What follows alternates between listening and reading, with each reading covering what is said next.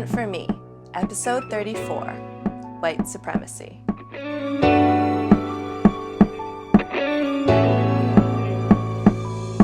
Hey Magical Misfits, it's Kaidain Ivy, and welcome back to Atonement for Me. Today is going to be a really difficult episode for me, just because it is something that I have struggled with for so long and have taken a lot of time to examine and try to retrain myself. And that is my own ingrained white supremacy. And that sounds like such a strange thing coming from a colored person. But it is one of the symptoms of racism and our current climate that is really difficult to examine within oneself. And what I mean by my own white supremacy, or my internal white supremacy, doesn't mean that I'm a member of the KKK. It doesn't mean that I am supporting an Aryan race. What it means is that the way I was raised, the society that I was raised in, exalts the white skin color, the Caucasians. And we all know that. We've all experienced that. We've all seen examples of that. But I've seen very few examples to examine the effects of that on the receiving end.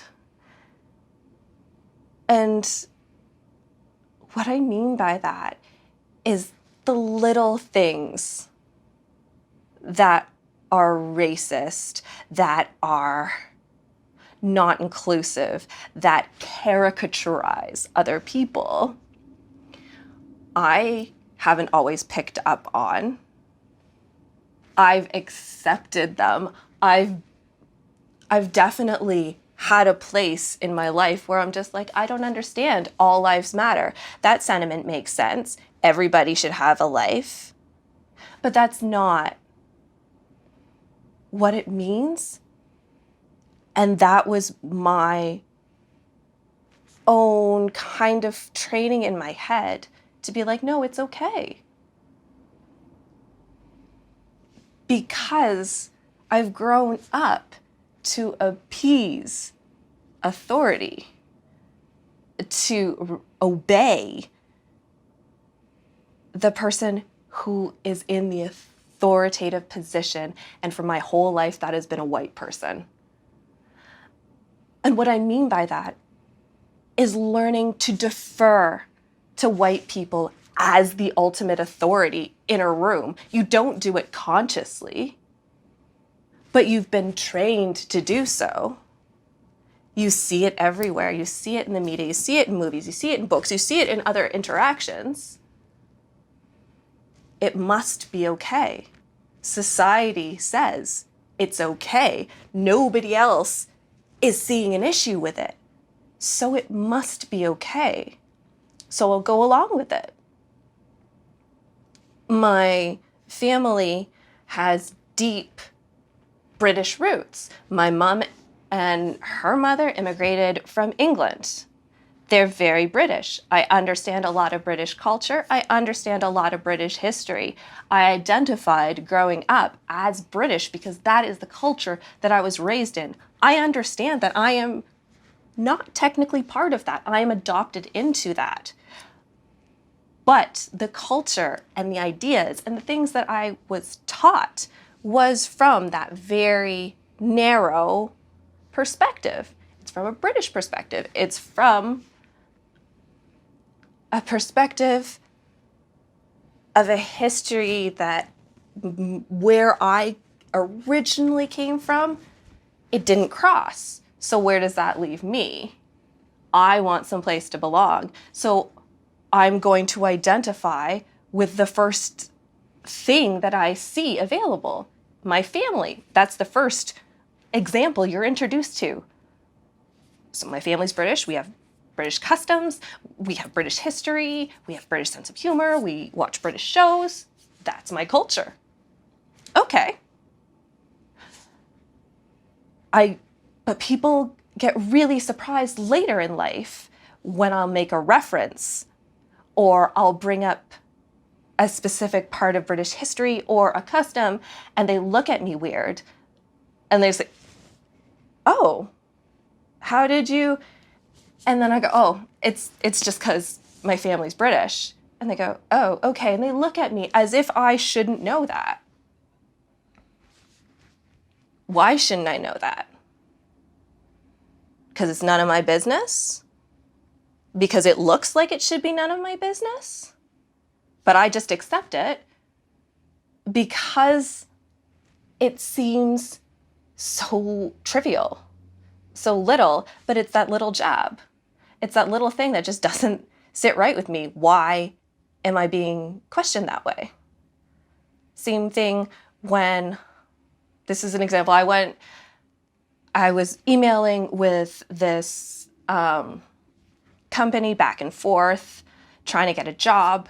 Everything was going really well. They were really impressed with my resume. They'd heard so much about me through other people, and they're just really, really excited. And I go in for my interview, and I enter the door, and they look up because they have my thing, and they're really excited. And you can see the excitement fall as I walk through the door. And I say, hi, I'm Caitlin. It's nice to meet you. And they look at me, and they're like, oh, you definitely aren't what I'm expecting. You don't look like a Caitlin.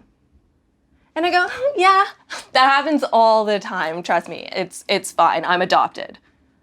Oh, okay, that makes sense. I'm responding the way that society has taught me is polite. I entertain their idea. I point out their folly in a light-hearted way, make my explanation as to why they would think that about me, and then continue on my way. But what they're actually saying to me is, your name and the color of your skin aren't connecting for us. So we're taken aback right now, and you're gonna have to give us a second to adjust. Why am I going out of my way to make their preconceived notions of me more comfortable when they're confronted with the reality of me?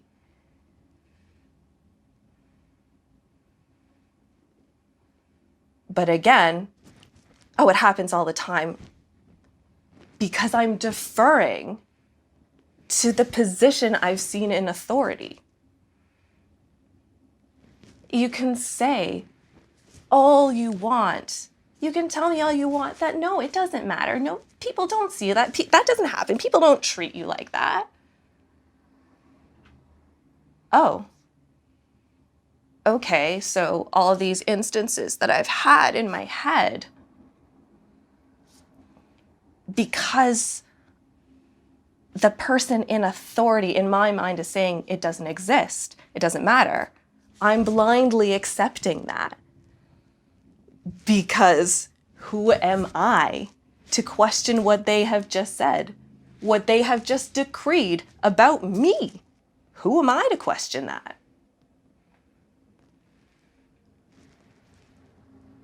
All of these things come together and create these layers, these muffled layers when I speak. And what is heard is only the things that I've been able to pierce through those layers to get you to see.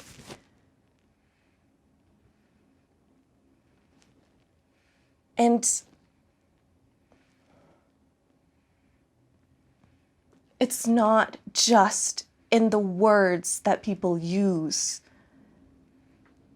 racism today isn't calling people outdated, offensive terms and lynching them. The KKK have evolved to stop lynching. You don't think racism is going to evolve with society? It doesn't have to be a punch in the face. Now it can be the only time growing up I see an Asian on TV is if they are a stereotyped yellow person and they can only have secondary characters that are flat.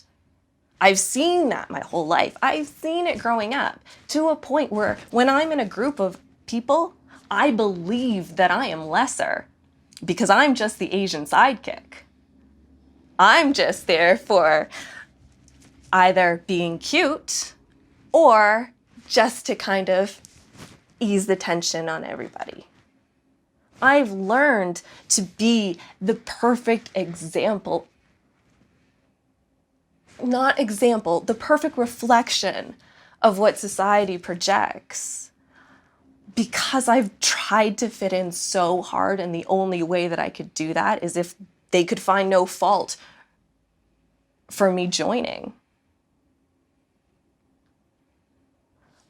I had hives. I had a period in my life where I had really, really bad allergies, and I would go into anaphylactic shock. And I knew what hives looked like because I got them all the time, and they would cover my body.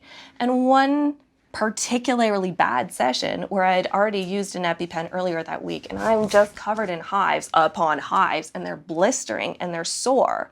And I go to the Emerge, and they look at me and they go, "Oh, this is definitely not hives. It has to be something else." I get put in isolation for a week while they determine that the rash on my skin is hives, just because it doesn't look like the exact same rash on a white person as it does on a darker skin.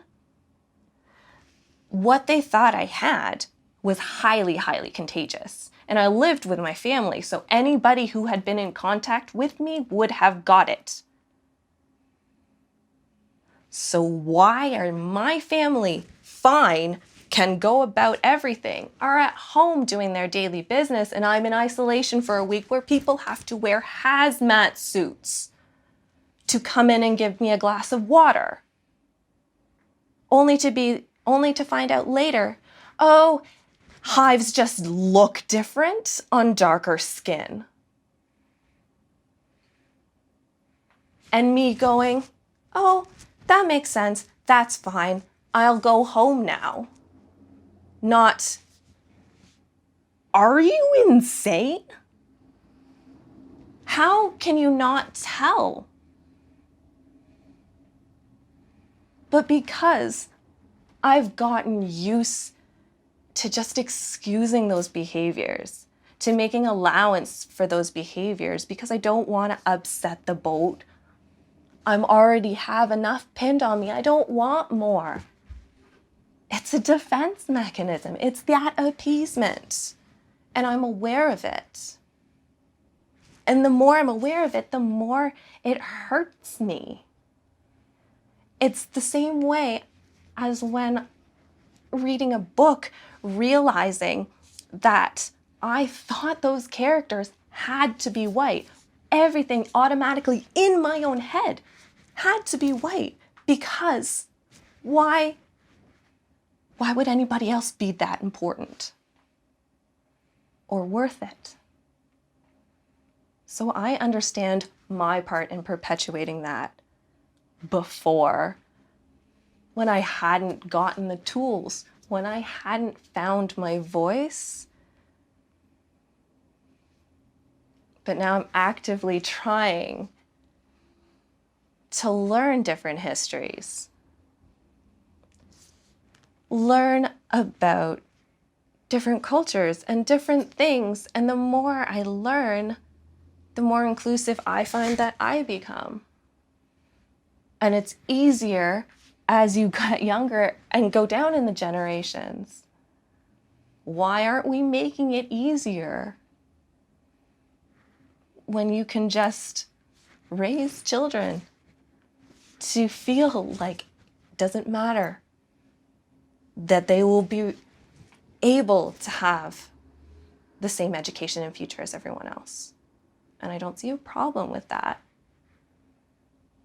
But I also understand that there are so many symptoms and hazards of racism that isn't just pointing fingers and killing them, or violence-based attacks. If